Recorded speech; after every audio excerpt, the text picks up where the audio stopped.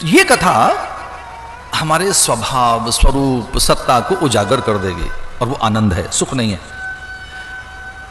सच मानिए, आप सुख नहीं पाना चाहते, कभी नहीं। ये तो बड़ी सस्ती और छोटी चीज है। आप तो आनंद के अधिकारी हैं। आप आनंद पाना चाहते हैं जो कभी न मिटे, जो खो न जाए, अपहृत न हो, छिन्न भिन्न न हो जाए, किसी व्यक्ति वस्तु पदार्थ के द्वारा वो उसमें विकृति ना आ जाए। कौन सा? चोर न लूटे, खर्च न खूटे, दिन दिन बढ़त सवायो। आप उस आनंद के आकांक्षी हैं। चोर न लूटे, कोई उसे लूट नहीं सकता, खर्च न खूटे, दिन दिन बढ़त सवायो। और मीरा ने बड़ी सुंदर सी बात कही कि वस्तु अमोलक दीन हमारा सदगुरु। वस्तु अमोलक, ये अमोलक वस्तु दिन हमारा सदगुरु। कर कृपा अपनायो, पायो जी मैंने राम रतन धन पायो। भाई राजस्थान में आए, राधा अष्टमी का दिन है, मीरा के बहाने से उन्हें याद करते हुए आगे बढ़ते हैं। अद्भुत फिलॉसफी है मीरा की। भाई ऐसी फिलॉसफी नहीं देखी जो मीरा की फिलॉसफी है। क्या दर्शन है मीरा का। वो पता है क्या कहती है? भाई जिन्हें तरने की चिंता हो, जिन्हें तरने की चिंता है, तरने का डर है, वो डरे, हमें तो कोई डर ही नहीं है। भव सागर अब सूख गयो है, फिकर नहीं मोहे तरनन की, मोहे लागी लगन हरि चरणन की, मोहे लागी लगन गुरु चरणन की। एक कितना बड़ा विश्वास, एक बड़ा विश्वास, एक बड़ी फिलॉसफी है ये छोटा दर्शन नहीं है। भवसागर है जी, ये तो बड़ा भवसागर है, पार उतरना है, भवाटवी है। कैसे पार उतरेंगे? वो मेड़ता की रानी, वो वहां मारवाड़ की वो कुमारी कहती है, फिकर नहीं मोए तरनन की, मुझे कोई फिक्र ही नहीं। क्यों नहीं है भाई? भवसागर अब सूख गयो है, भवसागर अब सूख गयो है। ये बड़ी फिलॉसफी। एक ऐसी असत्ता हाथ लग जाती है जब कोई सागर नहीं है, कोई समस्या नहीं है, कोई द्वंद्व नहीं है, कोई चुनौती नहीं है। समर्पण में वो सत्ता हाथ लगती है। और ये बहुत डेयर करने की बात थी 450-500 साल पहले, और लगभग 550 साल पहले, 600 तो नहीं हुए होंगे, लगभग इतने साल पहले, कि मेरे तो गिरधर गोपाल। ये बहुत बागी तेवर जैसे दिखते हैं, लेकिन इसमें एक स्वीकृति भी है, एक पूरा समर्पण है। मामेकम, एक बस, मामेकम शरणम ब्रज। हम कथा में चलें ये बात कहते हुए कि ये अध्यात्म दीप है और हमारे आनंद को जीवित करता है। फिर वह ऐषणाओं का शोर नहीं। ये जो ऐषणाएं हमने बताई, पुत्रेषणा, वित्तेषणा, लोकेषणा, ये जितने आवरण है, मल विक्षेप है, और फिर जितने भी क्लेश हैं, जितनी मनोवृत्तियां हैं, ये सब शांत हो जाती है जिस दिन आपके भीतर अध्यात्म की गर्जना होती है। जिस दिन आप ये डिक्लेयर कर देते हैं, जिस दिन ये घोषणा कर देते हैं अपने आप से, दूसरों से नहीं, जिस दिन ये डिक्लेरेशन हो गया, जिस दिन भी खुद से, खुद का, कि मुझे साधक बनना है, ढोल बजाकर दूसरों को मत बताना। जिस दिन डिक्लेरेशन हो गया, जिस दिन ये घोषणा हो गई कि मुझे सही होना है, मुझे साधक बनना है, मुझे सच्चा बनना है, मुझे निर्वैर, निर्वैद्य, अस्वाद, अक्रोध वाला साधक बनना है, एक सही जीवन जीना है, कोई रोक नहीं सकता। तो ये किसके माथे पर ठिकरा फोड़े कि हमें अच्छा बनने का अवसर नहीं मिला? किसे पकड़ के लाएं कि ये दोषी हैं? हम सरल नहीं बन सके, सही नहीं बन सके, चरित्रवान नहीं बन सके, ज्ञानवान नहीं बन सके, हम शील सदाचार और चरित्र को संभाल कर नहीं रख सके, हम अपने आचरण को और अधिक पवित्र नहीं बनाकर रख सके, तो किसके माथे पर दोष लगाएं? किससे कहें कि भाई आपकी गलती है? पड़ोसियों से, परिवार से, पत्नी से, पति से, पुत्र से, संतति से? किससे कहें? तुलसीदास जी बड़ी सुंदर सी बात देखते हैं कि काले कर्मई ईश्वरई मिथ्या दोष लगाएं। कुछ लोग सवेरे से बहाने ढूंढने निकलते हैं कि देखो क्या करें महाराज, तो फिर वो जो एक्सक्यूज ढूंढने निकलते हैं, वो 2-4 नहीं, बहुत ज्यादा बहाने ढूंढने निकलते हैं। कालई, कर्मई, ईश्वरई। काल ऐसा है महाराज, क्या करें? काल माने ये कलयुग चल रहा है मेरा, घोर कलयुग है। कलयुग में तो ऐसा ही होता है, कलयुग में भजन होता है कोई? कालई, कर्मई, ऐसे ही है महाराज, प्रकृति को, भाग्य को, और कुछ नहीं तो फिर ईश्वर को ही दोष लगा देते हैं कि भगवान ने ऐसा ही लिखा है हमारा तो भाग्य, हमारे भाग्य में ही ऐसा है। ये सब ईश्वर की लीला है, हमारा भगवान की गति है, भगवान का ही विधान ऐसा है। अच्छा, भगवान का विधान ऐसा है, क्या आप अच्छे न बने? संकल्प कीजिए अध्यात्म का। तो भागवत हमारे भीतर अध्यात्म दीप जगाने वाला ग्रंथ है। हमारी ऐषणाओं के अवसान के लिए हमें एक बड़ा बल देता है और स्वयं से मिलने के लिए एक अवसर प्रदान करती है भागवत, कि आप स्वयं से मिल सकें अपने स्वरूप से। कौन से स्वरूप से? जिसमें भगवद अंश आप में विद्यमान है। ममई वांशो जीवलोके जीव भूत सनातन, आप में ईश्वर के अंश विद्यमान। आप पता है कौन है? ईश्वर अंश, जीव अविनाशी, चेतन अमल सहज सुख राशि। ये आपका परिचय है। ग्रंथ ये परिचय देते हैं हमारा, कि हमारा परिचय क्या है भाई? तो पहला परिचय हमारा क्या? ईश्वर अंश, हम ईश्वर का अंश हैं। जीव हम कौन से? अविनाशी, मरने वाले नहीं, कभी नहीं मरेंगे, देह मर जाएगी और इसके मरने पर बहुत रोने वाले मिल जाएंगे। हम नहीं मरेंगे, हम कौन है? अविनाशी, ईश्वर अंश, जीव अविनाशी, चेतन अमल सहज, और बाद में कहा सुख राशि। तो दुख कहां से आ गया फिर? ये दुख आया कहां से? अगर हम आनंद स्वरूप हैं तो दुख कहां से आया? हम भगवदीय चेतना के साथ जुड़े हैं तो दुख कहां से आया? तो दुख आया आवरण से, अज्ञान से, अविवेक से, अविचार से, स्वयं से दूर होने के कारण। आइए कुछ ऐसा उद्यम करते हैं कि अपने से मिल सकें। भागवत के प्रथम स्कंद के प्रथम अध्याय में चलते हैं। एकम सद विप्रा बहुधा वदन्ते। एक ही सच को विद्वान अलग अलग ढंग से कहते हैं। कोई एक सच है, उसको अलग अलग ढंग से कहा जाता है। भागवत की जो प्रतिपादन शैली है उसमें प्रथम दृष्टया घटनाएं अधिक हैं। अंतहीन घटनाओं को इसमें पिरोया गया है। अनेकों युगों की घटनाएं, अनेकों युग नहीं, अनेकों मनवंतरों के, और केवल 14 मनवंतर नहीं, अनेकों कल्पों की। एक कल्प नहीं, न जाने कितने कल्प। अभी लगभग 1 अरब 96-97 करोड़, कई लाख, कई हजार वर्ष हो गए इसी कल्प में, श्वेत वराह कल्प, और उसमें वैवस्वत मनवंतर। इस मनवंतर में वैसे 14 मनवंतर एक कल्प के अंदर होते हैं। तो अनेकों कल्पों की अनेक घटनाओं को जोड़कर यह कथा कही गई है। तो कहा जा सकता है कि यह कथा घटनात्मक है। इसके शैली में घटनात्मक शैली। इस कथा में एक बड़ी विशेषता है। इस कथा में भगवान की अलग अलग स्तुतियां कही गई हैं। उनकी अर्चना, वंदना, उपासना, साधना के अनेक ढंग हैं। वो एक तो है नहीं, ईश्वर एक होकर भी अनेक है। वो एक ही है पर अनेक है वो, इसलिए कहा गया अनेक रूप रूपाय विष्णवे प्रभ विष्णवे। वो एक होकर भी अनेक है, अनेक रूपों में।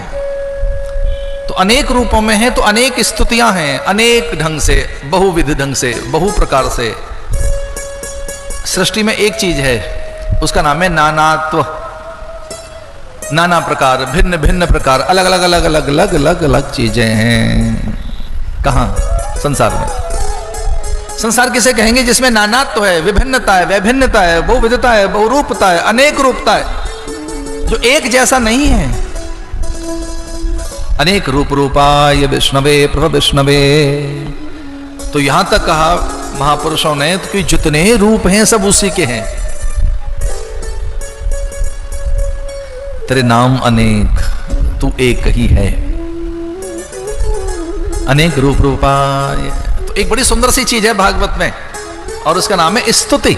ये स्तुति प्रधान ग्रंथ है, इसमें इतनी स्तुतियां हैं भगवान की। गज की स्तुति है, गज के द्वारा स्तुति,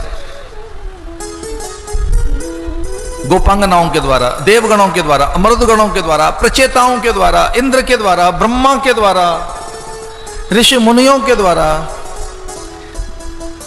तो ऐसा कह सकते हैं ये स्तुति प्रधान ग्रंथ है, और स्तुति में भगवान का वास रहता है, स्तुति में वो प्रकट हो जाते हैं। विनय पूर्वक स्तुति की जाए, विनय पूर्वक उनसे प्रार्थना की जाए तो अचूक उपाय उन्हें रिझाने का। इसे सबसे सुंदर और सरल कोई उपाय है भगवान की साधना में, कोई मूल और सरल उपाय है तो वो है प्रार्थना, प्रेयर, द बेस्ट। इससे अच्छी कोई चीज नहीं। कभी करो, सुबह दोपहर शाम रात को, कभी भी किसी भी ढंग से। इसलिए कहा गया भक्ति स्वतंत्र सकल रस खानी। भक्ति स्वतंत्र है। अब कल्पना करके देखिए कि ये भारत देश ही ऐसा है, यहां भक्ति पैदा हुई है, क्योंकि भक्ति का मूल मर्म जानते हो क्या है? प्रसाद। ये प्रसाद नाम की वस्तु भारत में मिलती है, हमने पश्चिम में तो कहीं नहीं देखा प्रसाद। वेस्टर्न वर्ल्ड में प्रसाद नाम की कोई चीज नहीं है, वो जानते भी नहीं प्रसाद क्या होता है। प्रसाद तो वहां मिलेगा जहां भक्ति हो, जहां भगवान हो। ये ध्यान रखना, प्रसाद का पैदा होता है जहां भगवान हो। जो भगवान को स्पर्शित हो गई वस्तु, जो भगवान को स्पर्शित हो जाती है, जिसमें तुलसी दल पड़ गया, जो भगवान के भोग बन गई, जो चीज जो उन्हें निवेदित हो गई, वही तो प्रसाद बनेगी। और भक्ति में यह कला है कि वो पदार्थ को प्रसाद बना देती है, पदार्थ को प्रसाद, वस्तु को इतना वैभव मिल जाता है। दूसरी चीज क्या बताई हमने? स्तुति प्रधान ग्रंथ है ये। स्तुतियां कि कैसे स्तुति करें भगवान की। और कभी ये गुरुओं से पूछो, संतों से पूछो कि हमारी प्रार्थनाएं ठीक चल रही है ना, हमारी स्तुति, जप, तप, नियम, व्रत, उपवास, साधना का क्रम, प्राणायाम, जो कुछ हम कर रहे हैं, इसे करके पूछ लिया करो बीच बीच में। कुछ लोग सालों साल पूछते ही नहीं। ये पूछो विद्वानों से, आचार्य से, ऋषि मुनियों से, सालों साल पूछते ही नहीं। तो एक बार बता दो ना कि हमारा ऐसा चल रहा है। विचार के धरातल पर, चिंतन के धरातल पर, साधना के धरातल पर, जप और स्वाध्याय के धरातल पर, प्रार्थना और विविध प्रकार के अनुष्ठान, नियम, उपवास के धरातल पर हम ये कर रहे हैं और ये नहीं कर रहे। तो दूसरी चीज क्या है? स्तुति। एक तीसरी बड़ी अद्भुत चीज है इसमें। पहली घटना, दूसरी स्तुति, तीसरी बड़ी सुंदर सी चीज है।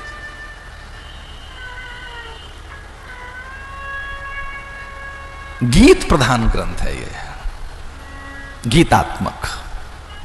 जितने गीत भागवत में हैं, किसी ग्रंथ में नहीं। वैसे तो बहुत ही मैं आदर देते हुए बात कहना चाह रहा हूं कि वेद स्वयं गीत है, वेद गीत ही है, वो गेय है। रामायण भी गीत ही है। वेद की ऋचाएं गुनगुनाई जाती हैं, वो गेयात्मक है, गीतात्मक। और गीत की रचना कब होती है? जब दर्द हो, व्यथा हो, विरह हो, आदर हो, पूर्णता हो, रस हो। जब बहुत रस जीवन में आता है तब चुटकी बजाने को मन करता है, गुनगुनाने को मन करता है। आपके अपने आप पैर थिरक रहे होते हैं, और कई बार व्यथा में भी। तो ये ग्रंथ गीतात्मक ग्रंथ है, गीतात्मक, जिसमें गोपी गीत, वेणु गीत, युगल गीत और अनेक गीताएं। एक चौथी चीज और है इस ग्रंथ में। यह ग्रंथ उपदेशात्मक है, घटनात्मक है, स्तुत्यात्मक है, गीतात्मक है, और चौथी एक चीज और है इस ग्रंथ की, उपदेशात्मक। और अब आपको ध्यान से सुनिए ये बात, बिना उपदेश के प्रगति होती नहीं। उन्नयन और उत्थान के लिए, जीवन के बड़े विकास के लिए एक पहली आवश्यकता है, उसका नाम है उपदेश। इसलिए उपदेश की अवहेलना कभी ना हो, उपदेश का अनादर कभी ना हो। ये उपदेशकों को चाहिए कि कब और कौन से समय में बात सुनाएं, पुत्र को, पुत्री को, अनुचरों को, सेवक को, दास को, छोटों को, अनुयायियों को। बड़ी कला है ये, कब बात सुनानी है, कब बताना है। क्योंकि उपदेश के प्रति स्वाभाविक अरुचि रहती है हम सब में, हम सुनना नहीं चाहते, मानना नहीं चाहते।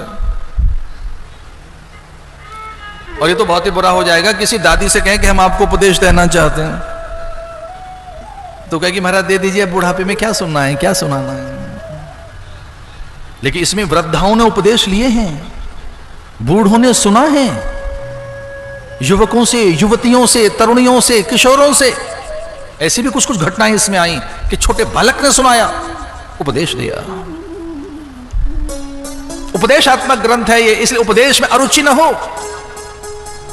और ये एक्सट्रीम उपदेश की बात कहता है कि ब्रह्मा आ गए और कहने लगे नारायण से कि मैं आदि पुरुष हूं, मैं निर्माता, मैंने सृष्टि का निर्माण किया है, लेकिन मुझे उपदेशित कीजिए और क्या करना चाहिए। सजग होकर एक कहानी सुनो। अब मैं कथा में प्रवेश कर रहा हूं, सजग होकर बैठिए कि महर्षि वेदव्यास ने सुखदेव से कहा कि जा सुनकर आ राजा जनक के पास उपदेश लेकर। तू जैसा ज्ञानी, विचारक, उपदेशक, दार्शनिक कोई नहीं। तू स्वयं ईश्वर है, तू स्वयं परमात्मा है, लेकिन मैं तेरा पिता होने पर यह कहना चाहूंगा कि मैं तो उपदेश दूंगा नहीं, पर फिर भी एक गुरु होना चाहिए। जा। एक वो ज्ञानी सुखदेव को किसके पास भेजा? जनक के पास, कि सन्यासी है फिर भी गृहस्थ से उपदेश लेकर आ, सीख कर आ कुछ। अपने पिता की बात मानकर चल पड़े सुखदेव मुनि। और एक राजा गाड़ीवान के पास जाता है। पहले तो राजाओं के पास ही ब्रह्म विद्याएं थी। ये सामान्य विद्याएं नहीं है, ब्रह्म विद्या राजाओं के पास थी। विचारक, मनीषी, दार्शनिक, तत्ववेत्ता, उपदेशक, यति, योगी, बड़े महापुरुष राजाओं के पास जाते, सेठ, साहूकार, सामंतों के पास। उनसे कहते पेट भर गया, आप सुनाते हैं आपको। जब तक भूखा शिखर न छुआ हो किसी ने, उसको बातें समझ में भी नहीं आएंगी, जिसने एक्सट्रीमली चीजें देख ली हों। नहीं तो हमारा चांद में रोटी का ही टुकड़ा दिखता रहता है। राजा गाड़ीवान के पास गया, रथ में से उतरकर प्रणाम किया गाड़ीवान को। उस खाती कारपेंटर को कहा कि मैं राजा हूं, पूरी धरती का स्वामी हूं, पर मैं कुछ सीखने तेरे पास आया हूं, क्योंकि तू उपदेश देना जानता है। तो गाड़ीवान ने कहा फिर देर किस बात की है, बैठ, शुरू करते हैं। ये चौथी बात क्या है इस ग्रंथ में? उपदेशात्मक ग्रंथ है। उपदेश में अरुचि मत रखना, जहां से कुछ सीखने को मिले सजग होकर, चौकन्ने होकर, चैतन्य होकर, एकाग्र होकर, बहुत भाव भरा हुआ अंतःकरण हो, रोम रोम में रोमांच हो, आंखें गीली हो आपकी, ओठों में कंपन हो, हाथ जुड़ते हुए से दिखाई दें। उपदेश के लिए ऐसी ग्राह्यता होनी चाहिए, उपदेश के लिए ऐसी मान्यता आपके भीतर होनी चाहिए। उपदेश भी उसी के सामने दिया जा सकता है भैया जहां श्रद्धा हो। कई बार तो उपदेशकों की ज्ञान पिटारी, उनके अनुभवों की पोटली का मुंह ही नहीं खुलता। वो कितने ही प्रयास कर लें, कई बार उनकी पोटली की गांठ खुलती नहीं उनसे। ये तो सहज है। जैसे आप में श्रद्धा पैदा हुई, उपदेश निश्चरित होने लगा। श्रद्धावान लभते ज्ञानम, ज्ञानम लब्धाम परम शांति। जैसे आप में श्रद्धा का चर्म पैदा होगा, उपदेश झरझर झरझर बरसने लगेंगे, रुक नहीं पाएंगे। श्रद्धा में ज्ञान ठहर नहीं पाता। एकलव्य के पास यही तो हुआ, गुरु देना ही नहीं चाहता था। एक बार मना कर दिया, भैया मेरी बड़ी कठिनाई है, मैं नहीं सिखा पाऊंगा। पर शिष्य ने माटी की मूर्ति बनाकर फूल फल और दंडवत प्रणाम पूजन प्रदक्षिणा करके उस मट्टी में श्रद्धा का चर्म पैदा कर दिया, और मट्टी की मूर्त बोलती है। श्रद्धा ने बाध्य कर दिया विद्या को कि विद्या अपने आप चली आई, श्रद्धा पैदा करो। अच्छा, श्रद्धा थोड़ी सी बड़ा सेंसिटिव ये इशू है। श्रद्धा ये मन हल्का चाहती है, तो श्रद्धा वाले व्यक्ति को पता है क्या करना चाहिए? थोड़ा दूर्वा धतुर विजया तुलसी बिल्वपत्र फल फूल, ये थोड़ा सा ऐसे इन्हें इकट्ठा करे सवेरे सवेरे, धीरे धीरे धीरे। फिर मन को थोड़ा संभाले कि ये दूर्वा गणेश को चढ़ेगी, ये बिल्वपत्र शिव को चढ़ेंगे, ये तुलसी पत्र भगवान नारायण को, ठाकुर जी को। एक नहीं, फिर 11, 21, फिर 108, धीरे धीरे इधर उधर से लाकर उस पर श्री राम हरि कुछ भी लिखकर जो प्रसाद बन रहा है उसमें भोग की भावना, ये भगवान का है, ये जल है। धामना स्वेन सदा निरस्त कुहकम सत्यम परम धीमहि। ये भागवत का पहला श्लोक है। त्रिशगो मृषा, ये जो दिख रहा है इसमें परिवर्तन है पल पल। जगत की कोई ऐसी वस्तु नहीं है जिसमें परिवर्तन न हो। पल पल हर पल परिवर्तन है। जगत की हर वस्तु में ऑल द टाइम चेंज है, हर पल परिवर्तन, रुक रुक कर नहीं है, हर पल है कि कुछ अभी हो गया फिर शाम को होगा फिर रात को होगा, ना ना ना ना, हर पल है। दोपहर धीरे से सरक के सांझ, और सांझ में धीरे से परिवर्तन है रात, और रात में धीरे धीरे धीरे परिवर्तन हो रहा है प्रभात, फिर प्रभात में धीरे से परिवर्तन भोर, फिर भोर में फिर से परिवर्तन दोपहर, दिन में रजनी सायं प्रातः, शिशिर बसंत पुनरायात। ऐसा नहीं होता कि भाई थोड़ा निरंतर बचपन रहने दो और फिर बाद में सोचेंगे कब इसमें क्या ऐश्वर्य तरुणाई आएगी। धीरे धीरे धीरे यौवन में कब प्रौढ़ता, जो जल्दी जाता है उसका नाम यौवन है, पता नहीं लगता। ये यौवन अंजुरी भर पानी, यौवन कैसा है, अंजुरी भर पानी। एक अंजुरी में जल भर के रखो, वो कब खिसक जाएगा, कब हवा उसे उड़ा देगी, कब वो किरण किस भरोसे आकाश में आरोहण करेगा, और कब किसी अचंभे में आपकी उंगली खुल जाएंगी। अच्छा, दिन भर एक अंजुरी भर जल लेके रखो,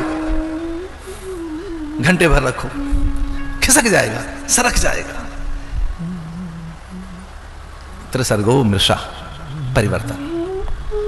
इसलिए एक ही चीज है जो धारण करने योग्य है। धामना स्वेन सदा निरस्तुकहकम सत्यम परम धीमहि।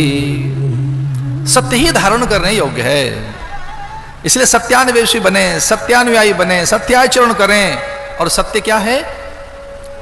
नित्य विद्यमान सत्ता है, जो हमेशा होता है और जो कभी नहीं रहता, जो हो ही नहीं सकता। दिख रहा है कि है पर होता नहीं है, उसका नाम पता है क्या है? झूठ है। झूठ किसे कहते हैं? जो नहीं है, दिख रहा होता है कि हाँ है तो सही, पर होता नहीं है। वो जो नहीं होता और दिख रहा होता है, आभास सा कराता है, भास सा कराता है, होने का सा एक भ्रम पैदा कराता है, उसका नाम क्या है? झूठ। अच्छा, झूठ का मतलब ये जो नहीं है, भाई झूठ का मतलब क्या हुआ? कि जो नहीं है पर बनाया गया है, बन गया है झूठ। एक कोई चीज अपने आप बन जाती है, वो होती नहीं है, बन गई अपने आप। जैसे क्या बन गई? ये समुद्र के किनारे रहने वाले लोग जल्दी समझते हैं उसे, उसका नाम है लहर। जल में हवा से एक लहर बन गई, लोग उसी को समुद्र माने बैठे हैं, तरंगों को। अरे भैया, लहर समुद्र नहीं है। लहर में जो आकृति आ रही है, वो जो वेव्स हैं, वो है नहीं, दिख रही हैं।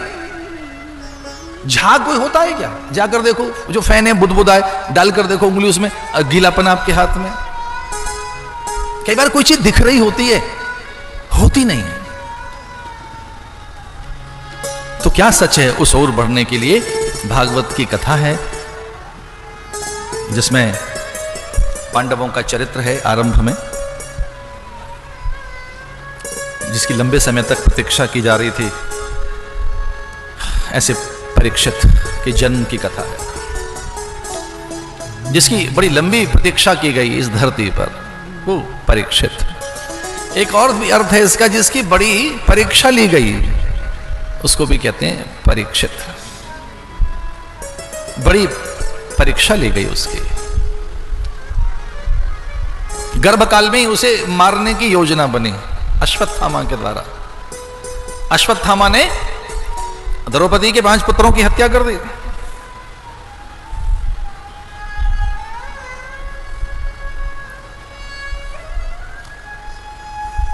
ब्राह्मण कुमार है, गुरुपुत्र है, ऐसा कहकर उसे माफ कर दिया। अंतिम पांडव के वध के लिए भी अश्वत्थामा आगे बढ़ा था। उत्तरा के गर्भ में पल रहा वो बालक, उत्तरा के गर्भ में जो बालक पल रहा था, उत्तरा जिसके आसपास में निरंतर सुभद्रा, द्रौपदी, कुंती, ये निरंतर उसके पास, उस बालक को कहानियां सुनाई जा रही थी, उसमें पौरुष जगाया जा रहा था, उसके भीतर वीरता, पराक्रम, उसमें एक विराट पुरुष पैदा हो, वैसी कथाएं सुनाई जा रही थी कुंती के द्वारा।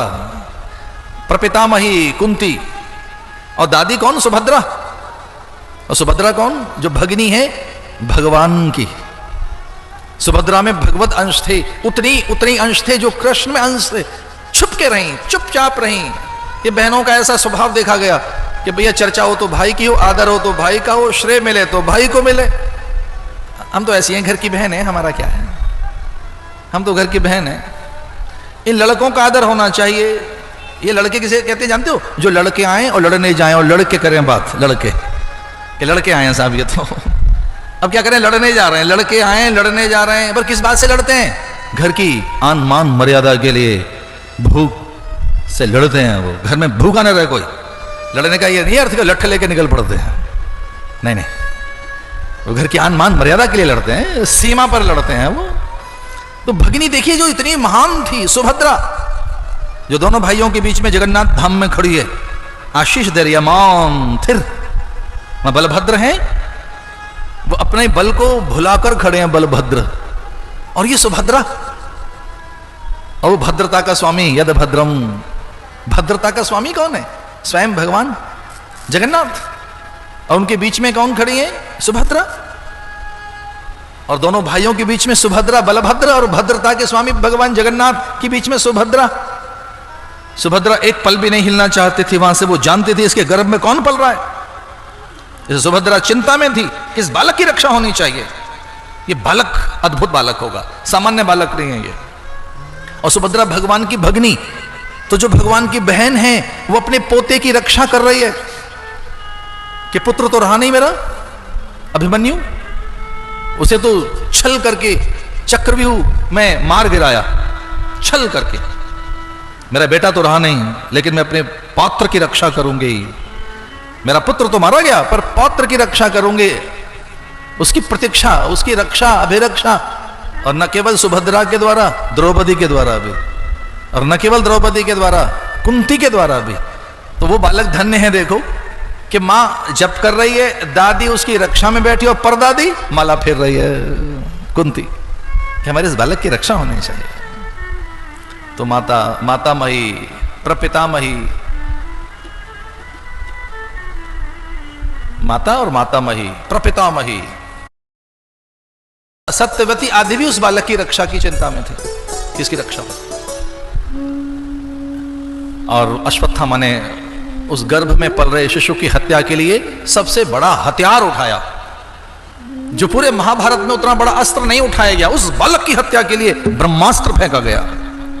और जैसे ब्रह्मास्त्र चला तो जितनी ये माताएं थी हाथ जोड़कर प्रार्थना करने लगी कि कितना ही बड़ा अस्त्र क्यों न हो, कृष्ण हमारे पास है, गोविंद हमारे पास है, माधव हमारा है, वो बनवारी गिरधारी हमारा है, जिसने वसन रूप धारण कर द्रौपदी की रक्षा की। द्रौपदी कहती है कि अरे वो एक अन्न का कण खाकर और दुर्वासा के 10,000 ऋषियों के शिष्य में उनके पेट में अफारा पैदा कर देता है। वो सामान्य नहीं है, निश्चिंत होकर बैठी रही, और वो अस्त्र आया, निस्तेज हो गया। बस इतना ध्यान रखना, आपके पास हर पल भगवद स्मरण है तो उस स्मरण से कवच बन जाएगा आपके आसपास। आदि व्याधि उपाधियां आएंगे तो सही, पर डायरेक्शन चेंज हो जाएगी उनकी, वो आपको छुएंगे नहीं, वो आएंगी और इधर हो जाएंगे, बस उनकी डायरेक्शन चेंज हो जाएगी। निस्तेज हो गया वो। उस बालक के पास कैसे ठहर सकता है, जहां उसके पीछे पीछे दौड़ लिया सुदर्शन चक्र। जैसे देखा ब्रह्मास्त्र आया है, इस दिशा से ब्रह्मास्त्र आ रहा है, वो आंखें बंद करके बैठ गई थी सब कि एक पल नहीं लगेगी, कृष्ण के हाथों से चक्र चल पड़ेगा। और उससे बड़ा कोई अस्त्र है तो सुदर्शन चक्र है। ब्रह्मास्त्र से भी बड़ा कोई अगर अस्त्र है, वो कब चलता है? ब्रह्मास्त्र को नियंत्रित करने के लिए। सुदर्शन चलता ही तब है जब वो अन्य अस्त्रों को नियंत्रित करता है। तो अस्त्र से जिसकी रक्षा की, अस्त्र से जिसकी हत्या की जा रही है, तो भगवान ने कहा मुझे अस्त्र ही फेंकना होगा। तो एक दिशा से तो आया ब्रह्मास्त्र उस बालक की हत्या करने के लिए, और दूसरी ओर से भगवान की उंगली में से अनायास निकल पड़ा वो उन माताओं के समर्पण के वशीभूत, अनायास। ऐसी सैकड़ों कथाएं हैं कि जब भगवान ने नहीं चाहा फिर भी उनके हाथ से निकल पड़ा है चक्र। अम्बरीश आदि की रक्षा के लिए भगवान ने कहां फेंका था? बिल्कुल नहीं। अम्बरीश की रक्षा के लिए भगवान ने चक्र नहीं चलाया, अपने आप चल पड़ा वो। तो ये उन्हें देखना है कि वो कब कौन सी सहायता आप तक पहुंचाएंगे। ऐसे वो निस्तेज हो गया चक्र, बालक की रक्षा हो गई थी, और उसका नाम रखा गया परीक्षित। परीक्षित। और जैसे बालक का जन्म हुआ, आनंद छा गया, नवद्रव्य शुद्ध कर लिए प्रकृति ने, अग्नि निर्धूम हो गई। यज्ञ करते करते जब आपके यहाँ अग्नि में धुआं खो जाए तो समझना कि यज्ञ सफल हो गया, और पूर्णाहुति के समय धुआं धुआं हो जाए तो समझना अभी दोबारा यज्ञ करना चाहिए। अग्नि निर्धूम हो गई, जल निर्मल हो गया, पवल शीतल मंद सुगंध और बहुत अधिक ऊर्जा देने वाली बन गई। सबके चित्त प्रसन्न हो गए, सबके भीतर बड़ा आनंद छा गया। जैसे समाचार सुने परीक्षित के कि बालक हो गया है उत्तरा को, कोष खाली करने लगे राजा युधिष्ठिर, इधर उधर दान देने लगे। न जाने कहां से मुनि मंडली सन्यासियों का झुंड आ गया, ब्राह्मणों का एक बड़ा झुंड, सब आशीर्वाद देने लगे। और युधिष्ठिर के मन में वैराग्य जग गया कि बस करो, बस हो गया, अब उत्तराधिकारी आ गया। जब सही उत्तराधिकारी आता है तब चैन की सांस लेता है व्यक्ति। हमने बहुत बार ऐसा देखा है कि कुछ लोग बड़े निश्चिंत दिखाई देते हैं योग्य संतान को पाकर। उन संतानों को पाकर जो योग्य हैं, समर्थ हैं, अनुभवी हैं, अध्ययनशील हैं, जो कभी परंपराओं को भुलाएंगे नहीं, सिद्धांतों के विमुख नहीं जाएंगे, घर की आन मान मर्यादा को बट्टा नहीं लगाएंगे, ऐसी संतान को पाकर बड़े निश्चिंत देखे हमने कुछ लोग। और कुछ ऐसे भी देखे होंगे दो चार के जो परेशान से हैं, चाबी का गुच्छा उनसे नहीं लिया जा सकता, कहते हम तो आज देने को तैयार हैं। ये 10-20 चाबियां नहीं है महाराज, इनमें पीढ़ियों की वस्तुएं, पुरखों की वस्तुएं, पूर्वजों का प्रसाद है, उपहार है। हमने क्या क्या नहीं जोड़ के रखा है केवल अपने लिए, न जाने कितने लोगों के लिए। जो हमारे पास धन है वो केवल अपने लिए, उसमें न जाने कितनों के हिस्से हैं, कितनों का भाग है। और ये ऐसी चाबी का गुच्छा कैसे देते? एक आध बार तो हमने भी कोशिश की कि दे दो, कोई बात नहीं, पकड़ा हो, क्या है। बोले महाराज आपके कहने से दे तो रहे हैं पर बिगड़ जाएगा खेल। अंदर से आने दो, भीतर से वो एक विश्वास पैदा होने दो। आपकी आज्ञा का पालन हो सकता है पर एक विश्वास तो पैदा हो। उत्तराधिकारी किसे कहेंगे? जो उत्तरावस्था में हमें निश्चिंत कर दे, निर्भर कर दे, निशंक कर दे, जिसे पाकर हम निश्चिंत हो जाएं कि हमारे स्वप्न पूरे होंगे, संकल्प सिद्ध होंगे, योजनाओं को विस्तार मिलेगा। जो हमने नहीं किया है वो हमारी संतानें करेंगी, जो हम नहीं कर सके वो ये करेंगे। हम में इतना साहस ही नहीं था, हम इतना डेयर कर ही नहीं सके, जो हमारे बच्चे करेंगे। उनका साहस देखो कितना है, उनके पास अधिक ज्ञान है, अधिक ऊर्जा है, वे अधिक अध्ययनशील हैं, वे अधिक उत्साह से भरे हुए हैं। ऐसा जानकर निश्चिंत हो जाता है व्यक्ति अच्छी योग्य संतान को पाकर। इसे जब योग्य संतान देखी परीक्षित कि ये हमारा प्रपात्र, ये पात्र हमारा सब संभाल लेगा, तो क्या करना चाहिए? मैं तपो तप्यमाना परिमितहार एकांतशीली जड़ांध बगिराकृति। ये तप कब होगा, जप कब होगा, ध्यान कब लगाओगे, कब आराम से भजन साधन होगा? कब? जब निश्चिंत हो जाओगे। इसे बहुत इत्मीनान के साथ कथा तभी सुनी जा सकती है जब पीछे कोई घर संभाल रहा हो। 2-4 घंटे की कोई व्यवस्थाएं ठीक ढंग से देख ले, तभी तो ये जब तक पूजा पाठ कथा सुनी जा सकती है। इसलिए अपने भाइयों को बुलाकर कहा, आओ आओ अर्जुन, नकुल, भीम, सहदेव, बैठो मेरे पास। अब मेरा मन करता है, अब मैं तप करूं, महातपो तप्यमाना, अब मुझे तप करना चाहिए। मैं तप करने निकल रहा हूं, मैं निकला हिमालय, मैं तप करूंगा। चारों भाइयों ने कहा कि जीवन में कभी हमने ना नहीं कही, आपने जो कहा है उसका अनुगमन किया है, अनुशीलन किया है, अनुवर्तन किया है। हम आपके अनुयायी हैं। अनुयायी होने का अर्थ क्या है? अनुगमन करना, अनुशीलन करना, अनुवर्तन करना, उनके अनुरूप बन जाना, इसी का नाम तो अनुयायी है। कुछ लोग कहते हैं हमारा फॉलोअर है, भैया फॉलो तो करो, अनुकरण तो करो, अनुसरण तो करो, अनुगमन तो करो। तो चारों भाई अनुगमन करने लगे और यही बात कही द्रौपदी ने कि मैं दर दर भटकी जंगलों में,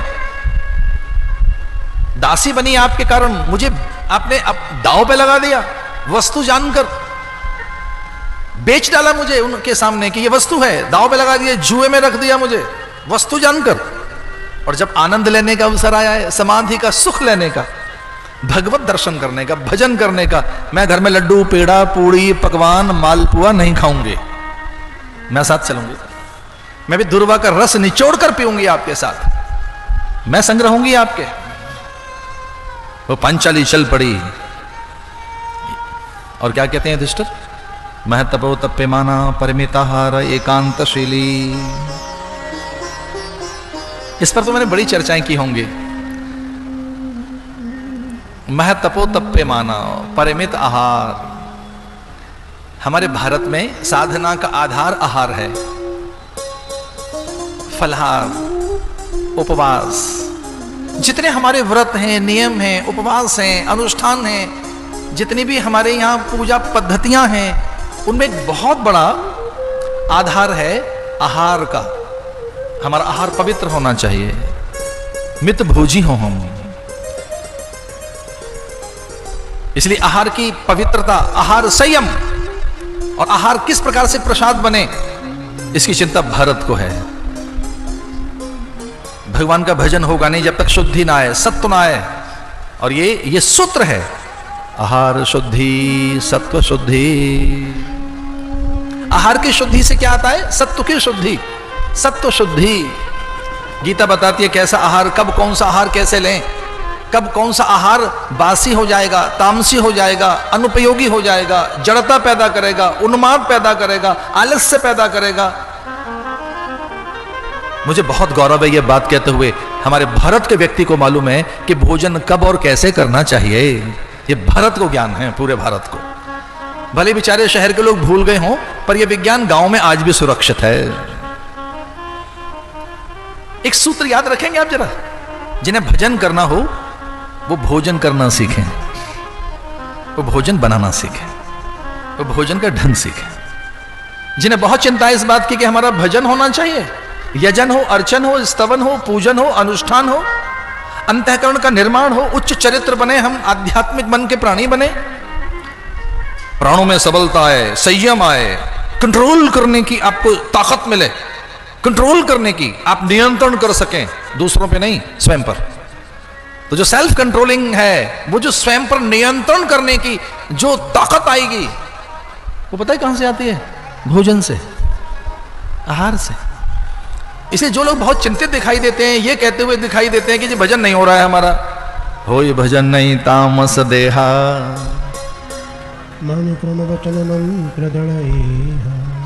रावण कहता है ये बात उस समय जब उसकी भगिनी सुपर्णखा ने कहा कि मेरे नाक काट दिए हैं। कोई ऐसा आया है श्याम गौर, एक सुंदर सा है कोई, और एक गोरा भाई है, उसके संग में कोई बड़ी सुंदर सी नारी है। समझ गया कि ऐसे प्रशंसा कर रही है राम, लखन और जानकी जी की। भगवान आ गए धरती पर।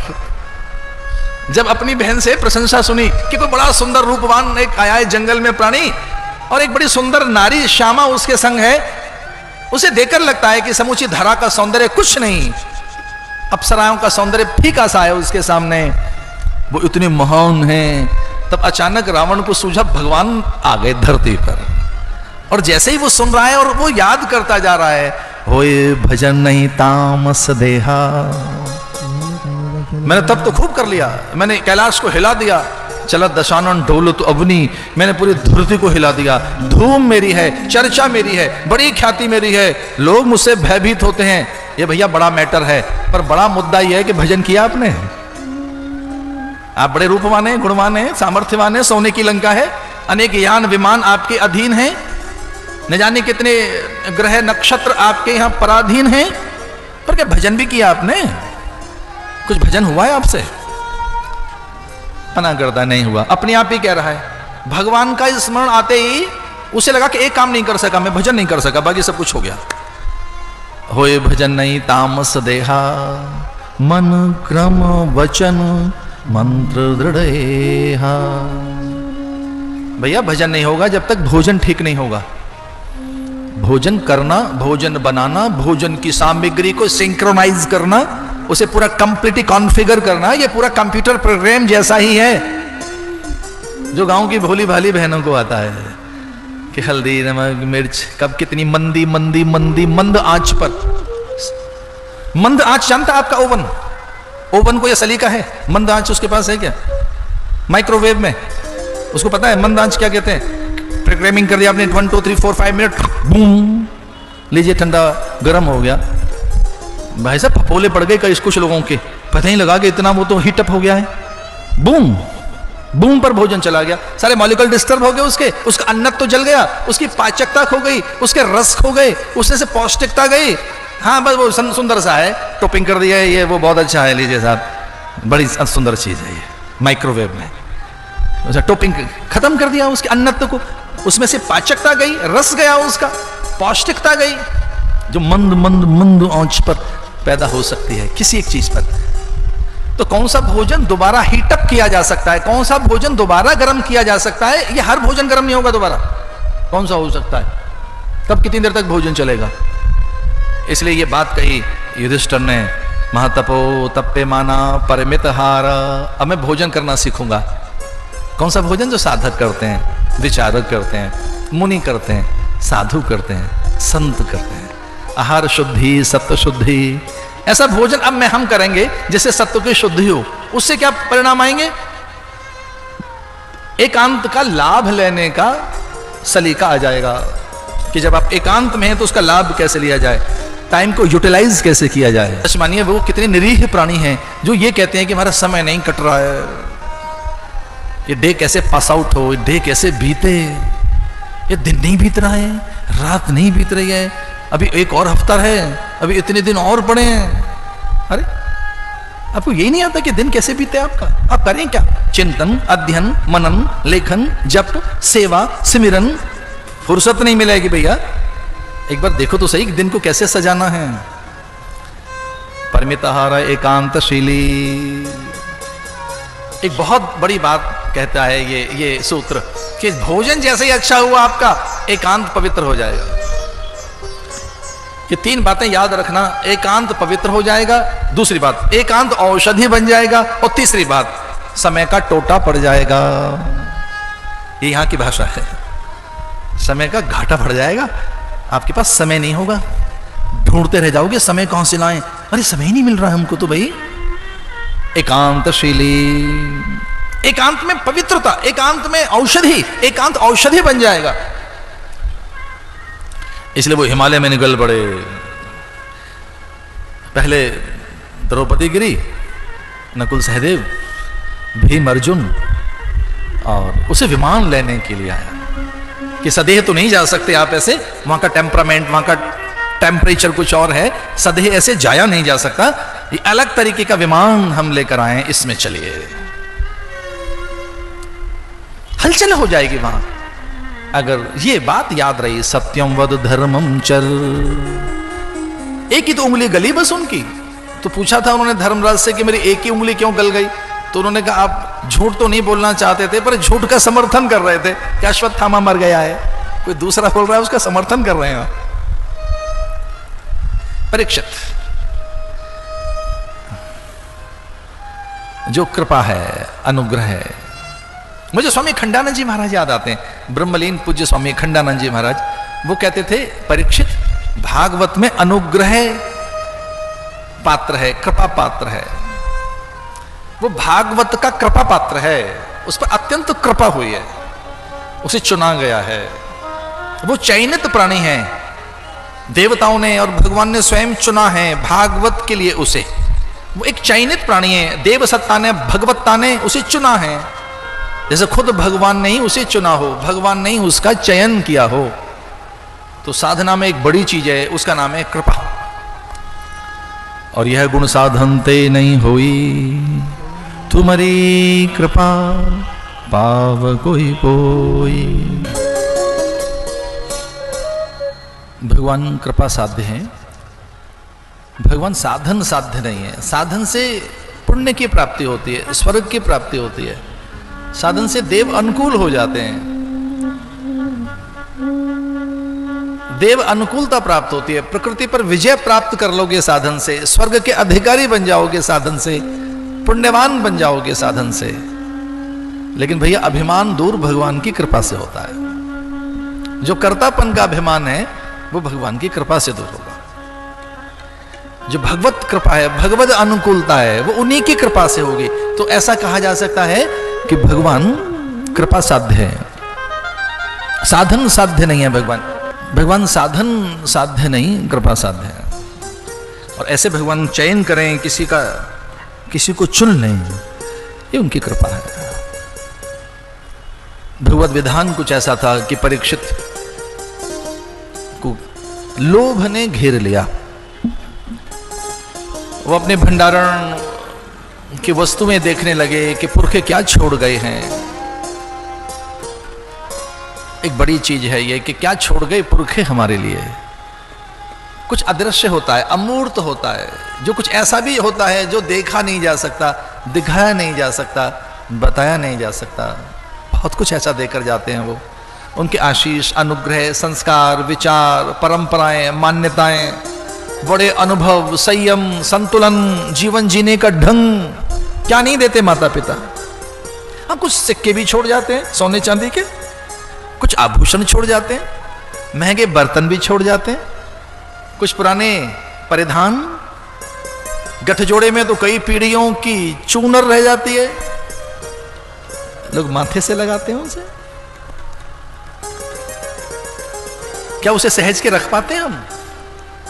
तो जब ये एक दृष्टि आ जाए कि क्या छोड़कर गए हैं, कितना धन, कितने पदार्थ, कितने आभूषण, कितने रत्न, वो तो बहुत कुछ देकर गए थे। वो खेत खलियान दे गए, हमने बंधिया कर दिए। वो जैसे सरोवर छोड़कर गए, वो वैसे सरोवर रख पाए हम? वो जैसी नदियां हमको सौंप कर गए थे, वो नदियां हमने वैसे सहेज के रखी? वो बाग हमने सहेज के रखे क्या? हम बाग नहीं सहेज के रख सके। वो खेत खलियान, सरित सरोवर, झरने, झील, जलाशय, हम तो कुछ भी नहीं संभाल के रख सके। मेरे देखते देखते मेरी खुद के जीवन में यमुना का जल, आचमन की तो बात छोड़ो, स्पर्श नहीं किया जा सकता। उसमें इतना इन्फेक्शन हो सकता है। मर गई वो यमुना। खुलेआम वो लोग कह रहे हैं कि इसमें 1% यमुना है, बाकी वो कौन सा जल है मैं बता नहीं पाऊंगा। लज्जा आएगी मुझे, मैं बता नहीं पाऊंगा। वो यमुना जो मोक्षदायिनी है, कल्याणी है, भवतारिणी है, जिसके बिना कृष्ण भक्ति सिद्ध नहीं हो सकती।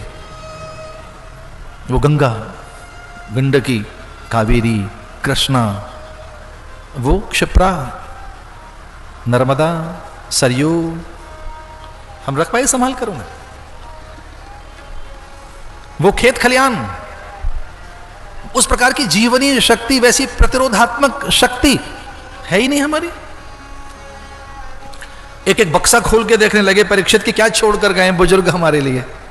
देखें तो सही क्या छोड़कर गए, कैसे आभूषण, कैसे रत्न, परिधान, अस्त्र शस्त्र, अश्व, हाथी, वो घोड़े, हाथी, बंगले क्या छोड़कर गए, जिनके पुण्य शिथिल हो जाते हैं, जिनके संस्कार न जाने कहां सो गए। कुछ ऐसे भी लोग हैं बड़ी जड़ बातें कहते हैं कि माता पिता से तो कुछ मिला नहीं है, ये सब हमने कमाया है। क्या अभिमान है, देखो तो सही, कि माता पिता से तो कुछ मिला नहीं था, उनसे तो कुछ नहीं पाया हमने, सब कुछ हमने कमाया है, उनसे हमें कुछ नहीं मिला। इस तरह से वे कहीं स्वर्ग से सुन लें या पितृलोक से तो कितने लज्जित होंगे। ये बोल सकती हैं संतानें? हम ऐसा भी कह सकते हैं क्या कि हमें कुछ नहीं मिला उनसे? किस तरह से पुण्य क्षीण हो जाएंगे, देवता कैसे रूठ जाएंगे, कहेंगे कितना अभिमानी व्यक्ति है, ये क्या कह रहा है कि सब कुछ इसने कमाया है। माता पिता और परंपरा को कैसे लज्जित कर रहा है व्यक्ति। अरे देवता रूठ सकते हैं, ये बोल मत देना और सोचना भी मत, चूंकि भीतर बैठे हैं देवता, उनको घुटन होने लगेगी। अगर ऐसा अपने सोच भी लिया तो कि हमें कुछ नहीं मिला है, तो ये विचार करने लगा कि छोड़कर क्या गए पिता के पिता के पिता, हमारे माता पिता के माता पिता। ये परंपरा से, शांतनु की परंपरा से, इक्ष्वाकु वंश परंपरा की, ये जो सम्राटों की परंपरा है, जिसमें वे पांडु और शांतनु, या कि हमारे पिता में पांडव, और ये सब छोड़कर क्या गए मेरे लिए। तो ऐसे एक जरासंध के मुकुट पर मन आ गया राजा का, किसी बेकार चीज पर। देखिए भाई, मैं कोई ऐसी सस्ती बात तो नहीं कहना चाहता, पर कई बार मन मक्खी की तरह से होता है, जिसको मल और मिष्ठान में अंतर करना नहीं आता। कई बार जैसे सामान्य मल पर बैठ जाता है, वहीं से मक्खी उड़कर मिष्ठान पे बैठ जाती है, उसे पता ही नहीं है कि वो बैठी कहां है। तो जब यही अंतर करना ना आए तो कितना जड़ मन है। तो राजा ने वो मुकुट पहन लिया जरासंध का, और जरासंध के मुकुट से हिंसक विचार भीतर में जन्म लेने लगे उत्तेजना, आवेश, मृगया का मन बन गया। भोर में आपका मन कैसा बनना चाहिए? देने वाला, आदर करने वाला, प्रणाम करने वाला, सहयोग करने वाला, दूसरों की सहायता के लिए हाथ उठाए, न कि प्राण छीनने के लिए। और घर में जाकर सबको बताना कि कथा में एक नई बात सीख के आए कि मन बनाया जा सकता है, अपने तरीके से जैसा बनाना चाहो मन बनाया जा सकता है। आप बना लीजिए जैसा बनाना चाहें, सुंदर, सभ्य, शिष्ट, महान, इसे कितनी ऊंचाइयां दी जा सकती हैं। और अगर खबर न रही इसकी तो बहुत नीचे भी आ जाएगा, ये बहुत सस्ता हो जाएगा, ये बंधन का कारण बन जाएगा, अपमान का कारण, ये बड़े कलंक का कारण, कहीं किसी लोक में जगह नहीं मिलेगी, ऐसा कर देता है ये। मन बनाया जा सकता है, जैसे शेप देना चाहें, जैसा आकार देना चाहें, वैसा मन को आकार दिया जा सकता है। तो मृगया का मन बन गया। कुछ लोग कहते हैं आज तो खेलने का मन है, खाने का मन है, घूमने का मन है, आज तो कुछ नया पहनने का मन है। इसका अर्थ पता नहीं क्या मन बन गया है। ऐसा मन कभी कभी बनता है कि चलो दान दें, सहयोग करें, सेवा करें, प्रणाम करें, दूसरों के दोष भुलाएं। कोई सवेरे उठकर इतनी व्याकुलता के साथ आंखें खोले और सारे अपने परिचितों से जाकर कहे कि आज तो ऐसा मन बन गया है मेरा कि मैं सारे शत्रुओं की शत्रुता भुलाना चाहता हूं, दुर्गुण भुलाना चाहता हूं, दूसरों के दोष भुलाना चाहता हूं। ऐसा मन भैया बड़ी कठिनाई से बनता है। हाँ, पकवान, व्यंजन, मिष्ठान के लिए मन तो रोज ही बन जाता है कि चलो ठंडी ठंडी हवा और आकाश से बूंदें गिर रही हैं, अरे कुछ थोड़ा सा और हो जाए।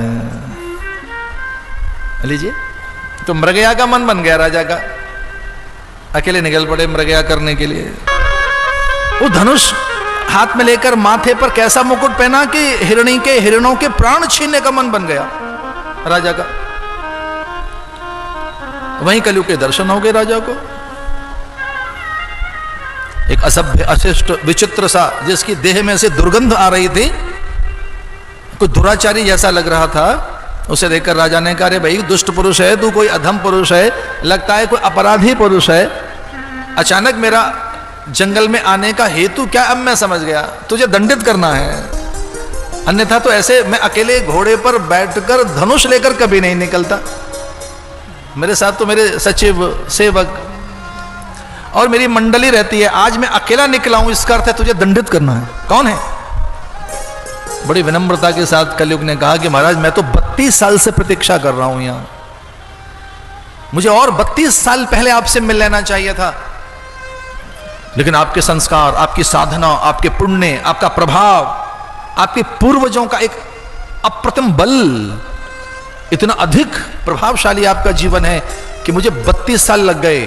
मैं इतना भयभीत रहा हूं, आपके सामने आ नहीं सका। मुझे आपको प्रणाम करना था, मुझे आपके चरण छूने थे, मुझे आपको अपना सच बताना था, मैं अपना आपको परिचय देना चाहता हूं कि मैं कौन हूं, पर मुझे 32 वर्ष लग गए, मैं साहस नहीं जुटा सका।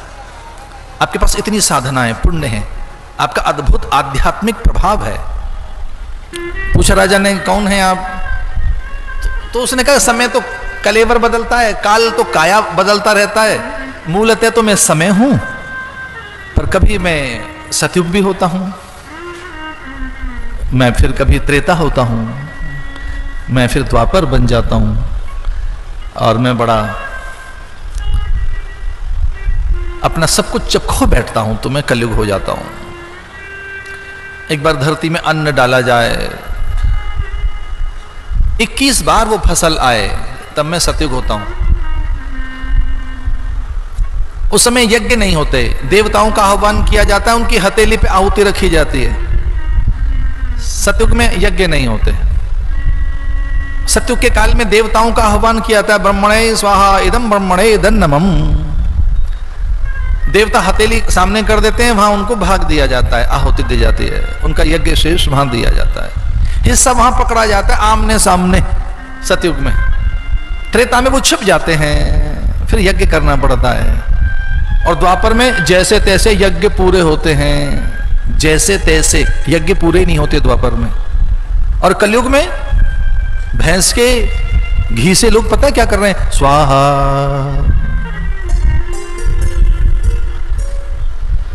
यज्ञ तो एक ही चीज से हो सकता है संपन्न, उसका नाम है गाय, गौ। गौ से ही तो यज्ञ संपन्न होगा। जब गौ ही नहीं रहेगी, गौ ही नहीं रहेगी तो यज्ञ कहां से होगा? यज्ञ तो विधान का नाम है। यज्ञ तो एक विधान है, यज्ञ प्रार्थना नहीं है। ये प्रार्थना कहीं से भी कर लो, कैसे कर लो, आंख बंद करके, अरे प्रार्थना नहीं है, यज्ञ विधान है। और यज्ञ द्वापर में जैसे तैसे पूरे होंगे, क्योंकि त्रेता में भी बड़े साधन करने पड़ेंगे यज्ञ के लिए। पर सतयुग में यज्ञ की आवश्यकता ही नहीं रहेगी, वो जीवनी यज्ञ होगा, जीवनी होम होगा। तो मैं सतयुग होता हूं, पुण्य जब मुझमें से शिथिल हो जाते हैं तो मैं त्रेता हो जाता हूं। त्रेता में से भी जब मेरे सारे पुण्य चले जाते हैं, आधे ही पुण्य मेरे पास रह जाते हैं, तब मैं द्वापर हो जाता हूं। और कलयुग में जब मेरे पास कोई पुण्य नहीं रहता, केवल पाप और 5% पुण्य रहते हैं मेरे पास, तब मैं कलयुग होता हूं। तो राजा ने कहा फिर ऐसे दुष्ट पुरुष को तो मैं नहीं रहने दूंगा, तेरा मैं वध करूंगा।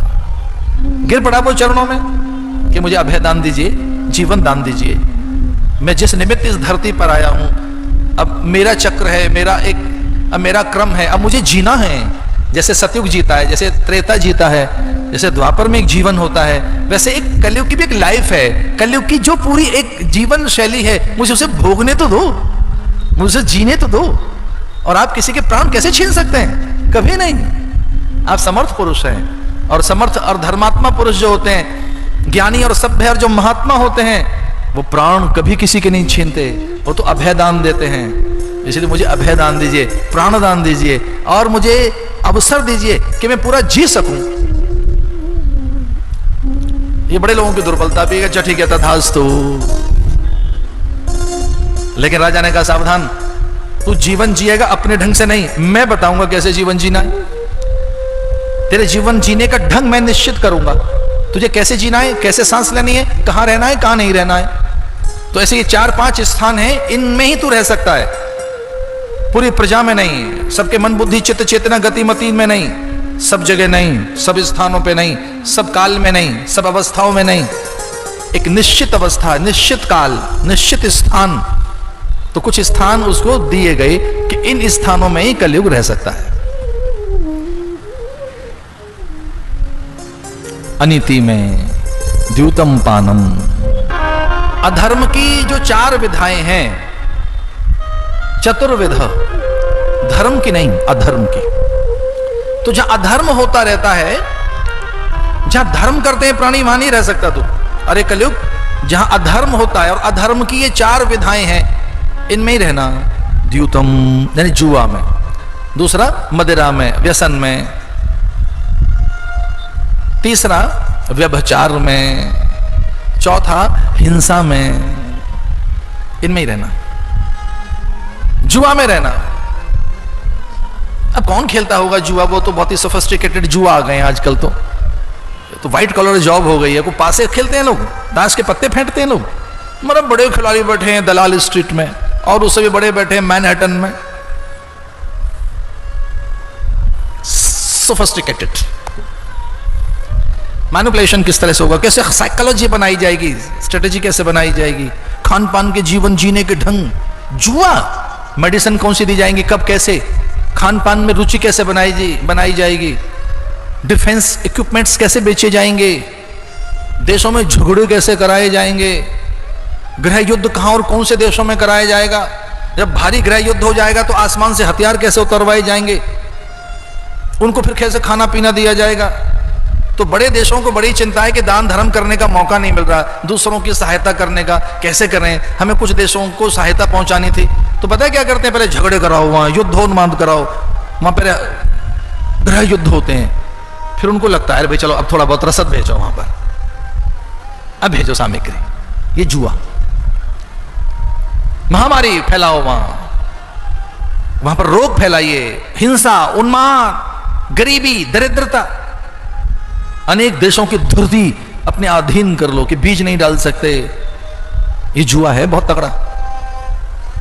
मैं नहीं जानता वो क्या है, कार्बन क्रेडिट। कितनी ऑक्सीजन हम देंगे, पूरी धरती को हम ऑक्सीजन दे रहे हैं, इसके बदले क्या दो, पैसा दो। हम ऑक्सीजन दे रहे हैं पूरी धरती को, कार्बन क्रेडिट, हमको पैसा चाहिए। भाई किस बात का, हम ऑक्सीजन दे रहे हैं, क्यों पैसा ले रहे हो? वे दूसरे कार्बन डाइऑक्साइड पहुंचा रहे हैं, वो कार्बन उत्सर्जन कर रहे हैं। और चौंक मत जाना, ग्लोबल वार्मिंग का सबसे बड़ा कारण है मांसाहार। ये अब पता लगा है। हल्ला मचा मचा कर रह गए कोपेनहेगन में, कोपेनहेगन की समिट में, उससे पहले ब्राजील में जो समिट हुई, अर्थ समिट, उसमें कितने ही शोध विद्यार्थी हल्ला मचा मचा कर रह गए कि ग्लोबल वार्मिंग पर चर्चा कर रहे हो, बढ़ते तापमान पे, इसका कारण पे तो सोचो क्या है। और भैया बहुत सहज होकर सुनना, भारत का ग्लोबल वार्मिंग में तनिक सा हिस्सा, इतना सा, कितना सा, नन्ना भर, चने के बराबर। हमारा कोई हिस्सा ही नहीं है। हमको कूड़ा करना जानते ही नहीं है। हमें असभ्य बता रहे हैं आप, कूड़ा करना जानते हैं आप। फ्लशिंग करने से कितना पानी बह जाता है, इस पे तो कभी कथा के बाद चर्चा करेंगे, यहां नहीं। जुआ, व्यसन, एडिक्शन। बहुत लोग बता रहे हैं हमें 10-20 नंबर याद नहीं रहे। अब घर के लोगों का नंबर याद नहीं है, उसी में लिखा हुआ है नंबर। स्मृति खो गई, सहनशीलता गई। पानम, पानम माने शराब पीने से नहीं, औषधि से, अन्न से। अन्न को ही व्यसन बना दिया उन्होंने, अन्न में व्यसन पैदा कर दिया, अन्न में नशा डाल दिया है, अन्न में एडिक्शन कर दी। कुछ ऐसी वैसी चीजें खाओ, वैसा ही रहो, ऐसा ही देखो, व्यसनी बना देना। व्यसनी, आपको एडिक्शन दे देना किसी चीज की, ये कलयुग है। एडिक्शन, आप एक चीज के एडिक्ट हो जाएं, कुछ चीजों के एडिक्शन आपको हो जाए। द्यूतम पानम व्यसनम, व्यसन। और तीसरा व्यभिचार। एक कोई गुरु रो रहे थे, वो भी पश्चिम में बेचारे, वहां कम ही गुरु हुए हैं, जितने हुए हैं उन्हें सूली पे टांगा गया है, फांसी दी गई है उनको। पहली बात तो वहां बेचारे गुरुओं का टोटा रहा, पर किसी ने हिम्मत से कोई बात कही तो सूली पे टांगो उनको, जहर दे दो इनको। तो कोई जहर देने की बात कही तो उनके शिष्य ने कहा, अरस्तु ने कहा सोक्रेटिस से कि गुरुदेव मैंने कभी रोते नहीं देखा आपको, ये आपकी आंखें डबडबा रही हैं, कुछ हुआ क्या आपको? आसमान टूट जाए, धरती बहुत बार बने बिगड़े, कोई फर्क नहीं पड़ता, आप ब्रह्मज्ञानी हैं, आपको तो कोई फर्क नहीं पड़ता, पर आपकी आंखों में आंसू क्यों है? तो उन्होंने कहा मेरी आंखों में आंसू इसलिए हैं कि तंग कपड़े पहनकर लोगों को बड़ा अच्छा लग रहा है। अब प्रदर्शन करने लगे लोग, अपने को अपना प्रदर्शन कर रहे हैं, प्रदर्शन प्रिय हो गए, खासतौर से हमारे यहाँ की युवतियां, किशोरियां, तरुणियां। ये संस्कृति खुर्द-बुर्द हो जाएगी, खत्म हो जाएगी। कपड़े कैसे ही पहने, उनसे ज्यादा अच्छे कपड़े तो हमने पहने और हमें आता है, पोशाक पहनना, परिधान पहनना, आभूषण पहनना। वो रोने लगा कि कपड़े कैसे ही पहने घर की बहू बेटियां, उसकी चिंता नहीं है, वो कुछ और ढंग हो गया है। ऐसे यूनान, मिस्र, रोमा सब मिट गए जहां से, तो बेबीलोन, इजिप्ट की संस्कृति खत्म हो गई, जड़ें नहीं मिलती उनकी, इजिप्ट की, बेबीलोन की, यूनान की, रोम की। वो ग्रीस कितना कभी था, कहां वो परचम फैल रहा था ग्रीस का, पिछले 10 साल से बेल आउट पर जिंदा हैं वो लोग। रिसेशन का चरम देखना हो तो उनके यहां जाइए, मैं पीछे गया था, वहां देखा, घास नहीं काट पा रहे बेचारे, बेल आउट पर जिंदा हैं, खत्म हो गए। कलयुग कह रहा है मैं रहूंगा, और मुझे चिंता केवल भारत की नहीं है भैया, बाहर के लोगों की भी चिंता है हमको। सर्वे भवन्तु सुखिनः, पूरा संसार मेरा कुटुंब है। मैं तो कलयुग की बात बता रहा हूं आपको, ये कैसा पसरा पूरे संसार में। और हिंसा, जितनी हिंसा कलयुग में होगी कभी नहीं होगी। जैसे ही कोई कीड़ा आ रहा है रसोई में, हिट, लक्ष्मण रेखा, अभी स्प्रे करो, मार दो इसे। अरे पहले हल्दी डाली जाती थी भैया, गुग्गलू, अगर तगर, धूप बत्ती, घर में होम हवन होता था, चौका लेपन होता था, कुछ अलग प्रकार का घर और घर की गंध सुगंध होती थी, कोई कीट आता ही नहीं था। अब तो अन्न के उत्पादन में हिंसा है, वहां से है जहां अन्न उपज रहा है हिंसा। ये 4 जगह कलयुग रहेगा। कली में विरोध चहु ओरा, अगर कोई आपकी बात नहीं मानता है तो फिर वो विरोधी हो गया, आपका शत्रु हो गया आपका। हम किसे अपना शत्रु मान लेते हैं जो हमारी बात नहीं मान रहा है, हमारे पक्ष का नहीं है, हमारा समर्थक नहीं है। इतने निंदनीय स्थान दिए है राजा आपने, मैं इतने निंदनीय स्थानों में नहीं रह सकता। एक कोई ऐसा स्थान दे दो कि मेरी सांस घुट ना जाए, मैं जिंदा रह सकूं। क्योंकि ये 4 अत्यंत निंदनीय स्थान हैं और तब राजा ने बड़ी उदारता से कहा, चल एक 5वां स्थान भी देते हैं। रजो वैरम च पंचमम, रजोगुण में, वैर में, अनीति के स्वर्ण में, सोने में तेरा वास हो। सोने का मतलब अनीति के स्वर्ण में, न कि केवल पूरे गोल्ड में, अनीति के सोने में। पता नहीं कैसी धातु है इसका, एक तो रंग कभी नहीं होता सोने में, पता है ऐसा क्या धरा है, उसकी पीतता कभी नहीं खोती, उसकी शुद्धता कहां खोती है सोने की। कितना ही तपाइए, किसी भी कसौटी पर ले जाइए, वो वैसा ही रहता है। इसलिए बड़ा अद्भुत गुण तो है उसमें, लेकिन अनीति का हो तो दूसरा भी धन ले जाता है। कभी कभी ऐसा खोटा सिक्का आता है कोई अनीति का कि हमारे धन को ही ले जाता है, विचार को ले जाता है, घर की सन्मति, एकता, घर का प्रेम चला जाता है। कुछ ऐसा धन आता है, भगवान करे इतना और ऐसा धन आपके घर में ना आए कि घर के सब लोगों में वैमत्यता आ जाए, मतभेद हो जाए, विचार भेद हो जाए, मन भेद हो जाए। ऐसा धन नहीं आना चाहिए। धन इस तर्ज पे ना आए कि सब एक दूसरे से अलग थलग पड़ जाए। अनीति का स्वर्ण, राजा ने कहा तथास्तु, जहां अनीति का स्वर्ण है उसमें तेरा वास हो। बस इतना सुनना था। कलयुग ने सबसे पहले राजा के मुकुट में प्रवेश किया। अनीति का सोना राजा के माथे पे धरा है, और मुकुट के माध्यम से मस्तक में, मस्तक के माध्यम से विचार में, चेतना में, स्वभाव में, पूरे चरित्र में। तो पूरा चाल और चरित्र बदल गया राजा का। राजा की गतिमति बदल गई, राजा की प्रकृति बदल गई, राजा के पूरे रोम रोम में रम गया कलयुग। एक समाधि में बैठे साधु से आग्रह किया राजा ने, जल फल खिलाओ। साधु समाधि में था, साधु की आंख नहीं खुली। ऐसा जानकर उसे दंडित करने के लिए मरा हुआ सर्प गले में डाल दिया राजा ने। यह कलयुग का प्रभाव था कि साधु को देखकर वो प्रणाम करता था, प्रदक्षिणा करता, विनय करता। साधना शिथिल हो गई, भूख लगाई। सठ संपत्ति में तितिक्षा है। साधु ये कभी नहीं कहते मैं बहुत भूखा हूं, बड़ा प्यासा हूं। हाँ, वो ऐसा कहते उन्हें सुना जरूर। वो पता क्या कहते रहे कि भगवत कृपा से कहीं थोड़ी प्रसादी मिल जाए, थोड़े फल मिले, भगवान थोड़ा प्रसाद मिल जाए, थोड़ा सा जल प्रसादी मिल जाए। तो ऐसा लगता था को बहुत ज्यादा प्यास लग रही है साधु को। ऐसा कभी नहीं कहते थे साधु बहुत प्यास लग गई, बड़ी प्यास है, बड़ी गर्मी है, बड़ी सर्दी है। भूख प्यास, मान अपमान में जो सम रहते हैं उसे तितिक्षु कहते हैं। तितिक्षवा साधवा, साधु का ये भूषण है। साधना का यही तो फल है कि आप सर्दी गर्मी, भूख प्यास, मान अपमान में सम रहें। सर्दी गर्मी का अर्थ है जो भी एक क्लाइमेट चेंजेस हैं, वेदर आप पर हावी न हो जाए, जलवायु आप पर हावी न हो जाए। भूख प्यास, शरीर और उसके गुण धर्म आपको व्याकुल न कर दे, शरीर के दास न बन जाएं आप। और तीसरा है मान अपमान, सम। तो राजा की तितिक्षा को चूर चूर कर दिया कलयुग ने। राजा के मुकुट और मस्तक के माध्यम से पूरे राजा के स्वभाव में प्रवेश कर गया कलयुग। और कलयुग ने क्या किया? प्रकृति बदल डाली, हिंसक बना दिया राजा को। राजा ने, ये साधु उठ नहीं रहा है, प्रणाम नहीं कर रहा है, जो कलयुग का व्यक्ति आदर लेना चाहेगा। और भैया ये ऐसी चीजें आपको पहले देनी होगी, क्योंकि बड़े कंजूस युग में हम जीवन जी रहे हैं। आप पहले दें, प्रेम, आदर, सम्मान, विनय आप पहले दें।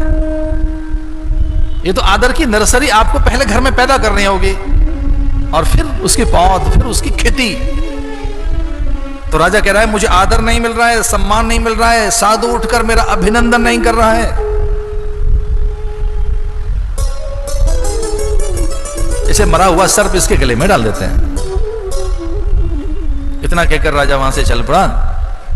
आश्रम के यति, योगी, तपस्वी, ब्रह्मचारी, विद्यार्थी, ऋषि कुमार, और उन सब ने देखा वो दृश्य कि राजा ही ऐसा कर रहा है।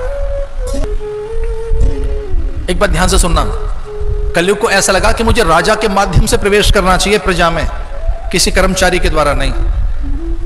अमात्य, सेठ, साहूकार, कृषक, वास्तुकार, शिल्पी, और किसी पत्रकार के द्वारा नहीं। मुझे किसके द्वारा घुसना चाहिए? शिल्पकार, वास्तुकार, इतिहासकार, उपदेशक, पत्रकार, स्वर्णकार?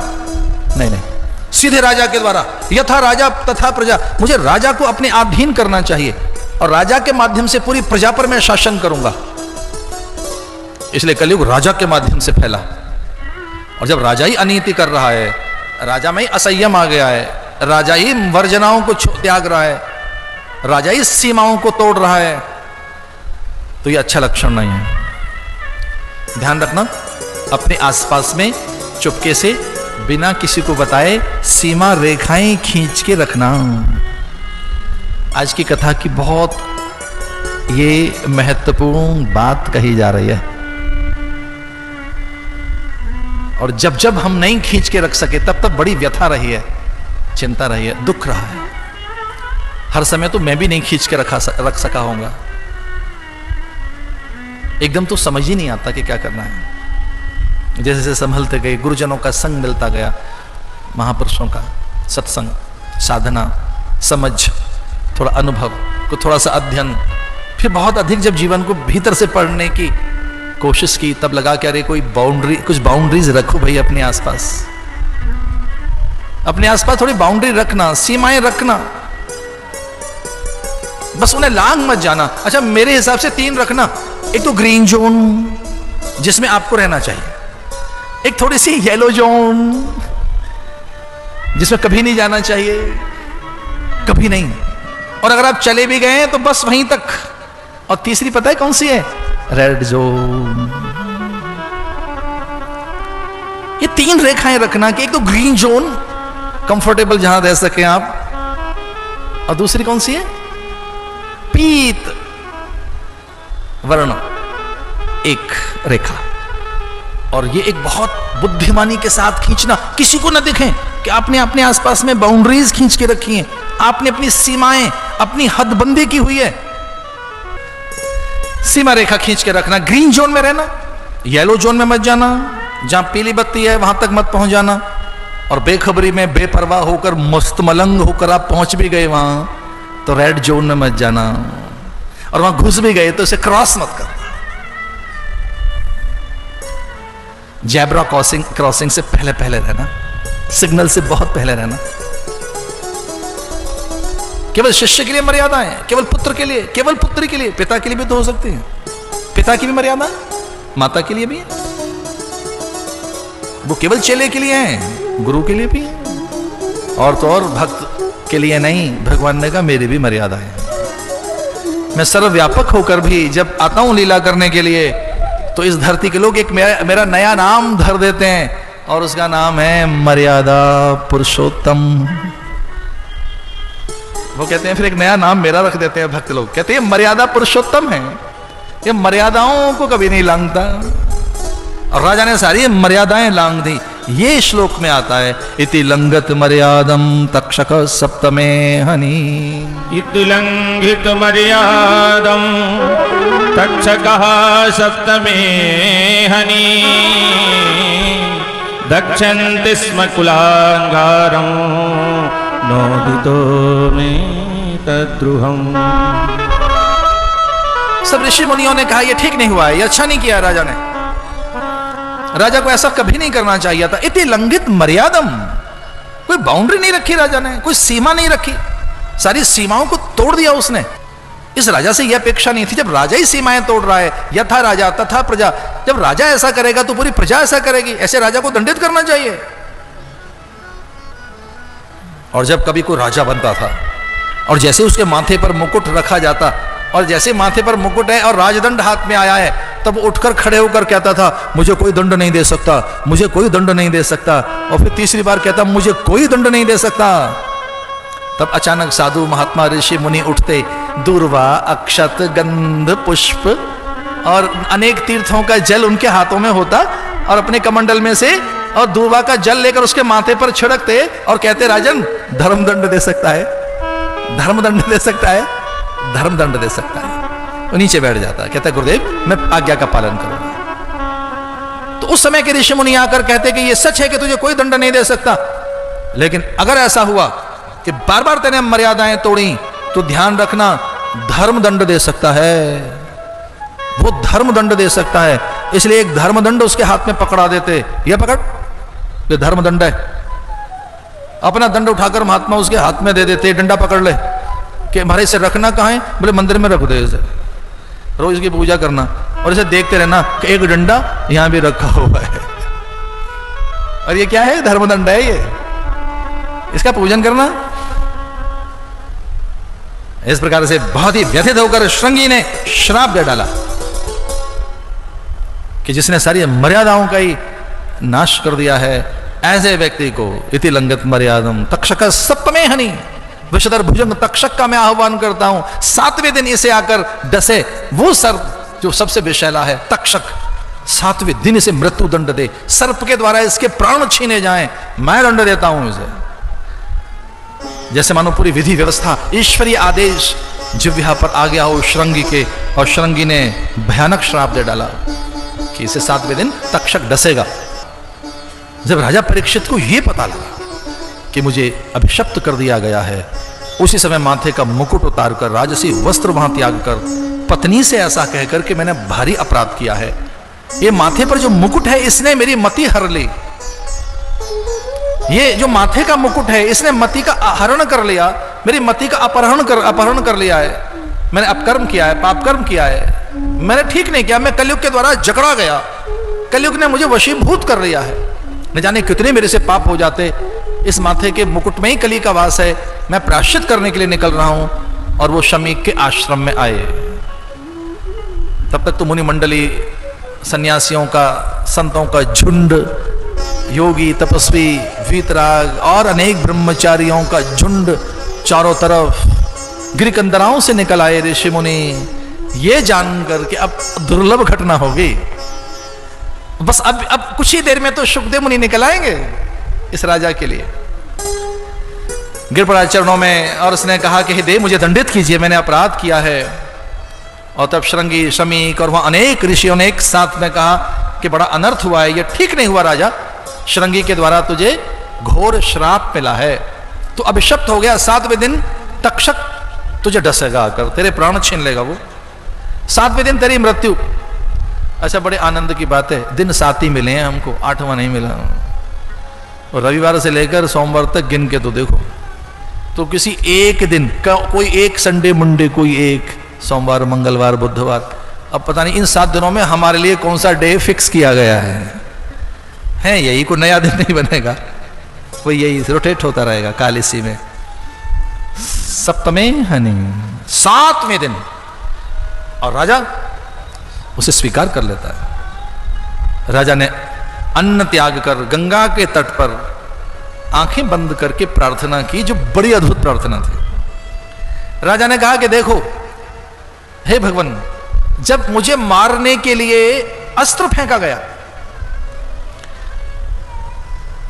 अश्वत्थामा ने जब ब्रह्मास्त्र फेंका, ब्रह्मास्त्र मेरे प्राणों को छीनने के लिए, मेरी हत्या के लिए, और जब मैं गर्भ में था, मेरी माँ और माँ की माँ, इन्होंने, मेरी माँ ने, मेरी दादी, दादी की दादी और उसकी परदादी ने, सबने एक बात बताई कि तुझे मारने के लिए अश्वत्थामा ने अस्त्र फेंका था। तो अगर मुझे मारने के लिए अस्त्र फेंका उन्होंने, तो भगवान ने सुदर्शन चक्र चलाया, तो मेरी रक्षा अस्त्र से की गई, अस्त्र फेंक कर। क्योंकि ब्रह्मास्त्र मुझे मारने के लिए आया था, तो भगवान ने सुदर्शन चक्र चलाया। तो अब मैं प्रार्थना ये कर रहा हूं कि किसी ने मुझे श्राप दिया है और वो ये कह रहा है कि 7वें दिन तुम मर जाएगा, तो हे देव, हे ईश्वर, आप गुरु बनकर कुछ ऐसे वचन देने चले आओ कि मेरे रक्षा हो जाए, मेरे जीवन की रक्षा हो जाए। तो देखिए, जब अस्त्र से भगवान ने अस्त्र फेंक कर रक्षा की, तो यहां भगवान ने श्राप से वरदान देकर रक्षा की। और शुकदेव मुनि आ गए। जब ये पता लगा कि शब्द से इसके प्राण छीने जा रहे हैं, तब गुरु के भीतर में भगवान ने प्रेरणा जगाई और गुरुदेव चल पड़े। गौर वर्ण, कौपीनधारी, आप्त पुरुष, आप्त काम, पूर्ण काम, निष्काम, जिनकी स्वप्न में भी किसी के लिए कोई द्वेष नहीं, ऐसे त्रिकालदर्शी, जिनको माया ने छुआ ही नहीं, ऐसे योगी वीतराग बाल ब्रह्मचारी सुखदेव मुनि पूर्व की ओर से आते हुए दिखाई दिए राजा को। जैसे पूरब से प्रतिदिन सूरज निकलता है, और जानते हो ये पूरब दिशा कौन सी कहलाती है? जिधर से सूरज आता है। पूर्व में ऐसे पूरब कोई है नहीं। पूरब कब माना गया? जिधर से सूरज आता है। जिधर से सूर्य निकल रहा है वही पूर्व है। तो जैसे सूर्य निकलकर जैसे एक किरण आती है और अंधकार खो जाता है, ठीक उसी प्रकार से सुखदेव मुनि का आगमन हुआ। राजा आश्वस्त होने लगा, भीड़ उठकर खड़ी हो गई। उथत्य, देवल, अंगिरा, गौतम और अनेक ऋषि मुनि और तो और उनके पिता भी आशीर्वाद देने लगे। महर्षि वेदव्यास और वेदव्यास के भी पिताजी पाराशर, तो पिता के पिता आदि ये सब उठकर खड़े हो गए, आशीष देने लगे। कोई अभिनंदन करने लगा, कोई प्रणाम करने लगा, कोई धूल उनके माथे से लगाने लगा। और राजा परीक्षित को बड़ा विश्वास हुआ कि देखो बड़े बड़े संत, ऋषि, मुनि, ज्ञानी सुखदेव मुनि को देखकर न केवल उठकर खड़े हो गए, अभिनंदन कर रहे हैं, शीश झुका रहे हैं, प्रणाम कर रहे हैं। एक बार जब सुखदेव मुनि निकले और उनके पीछे पीछे पीछे उनके पिताजी उन्हें समझाने के लिए निकले कि बेटा सन्यास मत लेना, और सन्यास अच्छी चीज नहीं है कोई। तो सुखदेव मुनि ने कहा कि आपके सारे ग्रंथ भरे हुए हैं सन्यास से, कि चौथे पन में सन्यास लेना चाहिए। तो उन्होंने कहा चौथे पन में लेना चाहिए सन्यास, बचपन में नहीं। समझाने के लिए निकले और वो आगे जंगल में, पिताजी पीछे पीछे पीछे। वहां अप्सराएं स्नान कर रही थी, देव अप्सराएं, सुरबालाएं, वेश बदलकर वो धरती पर आई। न जाने उन्हें क्यों ऐसा लगा कि आज इस सरोवर में स्नान करेंगे, स्वर्ग के सरोवर में नहीं, धरती पर कलयुग, यहां जहां मृत्यु लोक है वहां चलें एक बार। और वो सारी अप्सराएं स्नान करने आई, सुरबालाएं, यज्ञ पत्नियां, और उनको ऐसा लगा कि हम क्यों आई हैं यहां, ये समझ नहीं आया। हमारे यहां तो कितने सुंदर सरोवर हैं स्वर्ग में, हम क्यों चली आई यहां। और अब वो ऐसा विचार कर ही रही थी कि सहसा उन्हें बड़ा आनंद अनुभव होने लगा। और उन्होंने देखा कि कोई योगी, फक्कड़, साधु, कोई अद्भुत दिव्य पुरुष सरोवर के पास से निकल रहा है।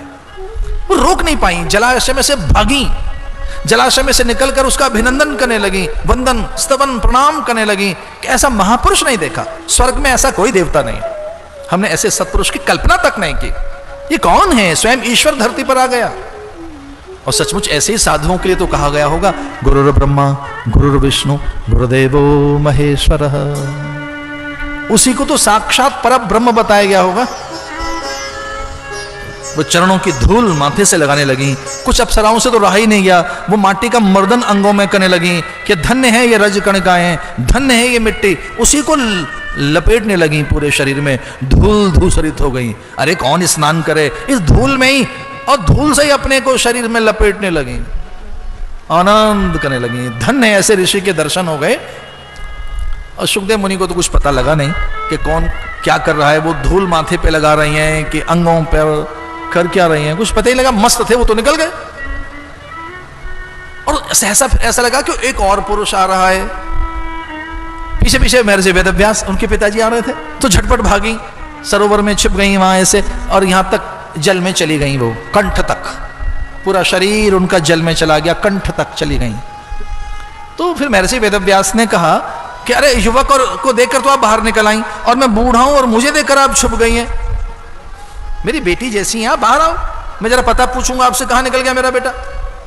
तो वो कहने लगी अप्सराएं कि जिसके सामने निकली थी उसे तो पता भी नहीं कि हम निकली हैं कि नहीं, और हमें भी नहीं पता था। पर आपके तो आगमन की आहट से हमें पता लग गया कि हमारा शरीर है और एक और कोई शरीर आ रहा है। इतना सा ही अंतर है बाबा जी आप में और आपके बेटे में। उसके आगमन की आहट से हमें देह की विस्मृति चली गई। ध्यान से सुनना, ये सूत्र है। और मैं महाभाग्यवान व्यक्ति हूं, मुझे 2-4 बार ऐसा अनुभव हुआ है अपने गुरु के चरणों में कि देह की विस्मृति खोई है। कितनी बार हमको ये याद नहीं रहता था कि आज दिन कौन सा है, कौन सी तिथि है, समय कौन सा है, कौन सा नक्षत्र है, क्या है। हमें अपने गुरु के पास कितने बार ऐसा अनुभव हुआ कि डे का ही नहीं पता लग रहा है, दिन कौन सा है, कौन सी तारीख तिथि है।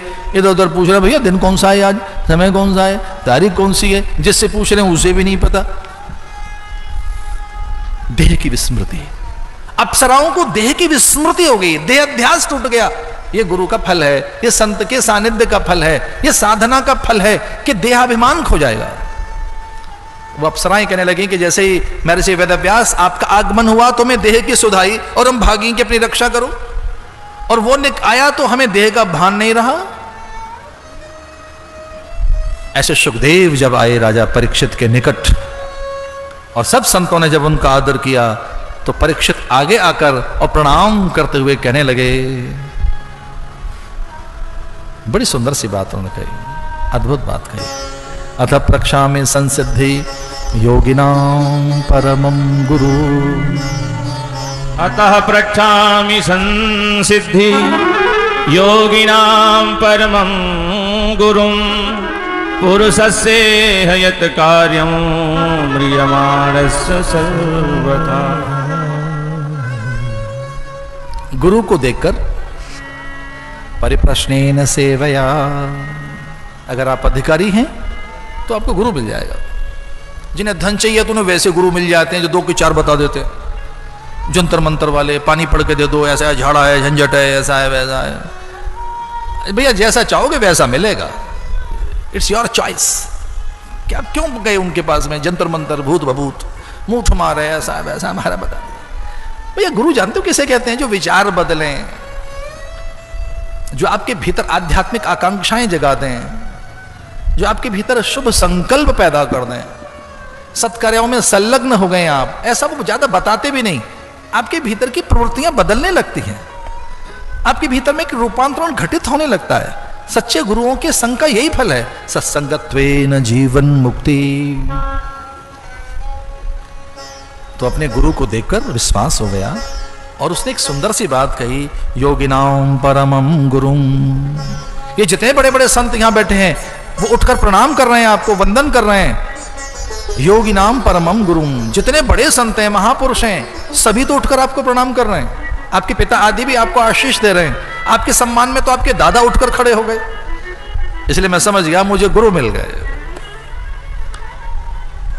और गुरु जानते हो किसे कहते हैं? जो भारी है, जो महान है। गुरु गुरु गुरु, अंधकार से प्रकाश की ओर, जो अंधकार से प्रकाश की ओर ले जाए वो तत्व, जो असत्य से सत्य की ओर ले जाए वो तत्व, जो मृत्यु से अमृत की ओर ले जाए वो तत्व गुरु तत्व है। अतः प्रक्षामि संसिद्धि योगिनां परमं गुरुं। इसलिए गुरुवर मुनिवर, जब मृत्यु निकट हो तो क्या करना चाहिए ऐसे पुरुष को? मृत्यु निकट हो और बहुत नजदीक हो मृत्यु, तो क्या करना चाहिए? गुरुदेव ने कहा कि जीवन का लाभ भगवद स्मृति में है, उसी समय भगवान का स्मरण करना चाहिए।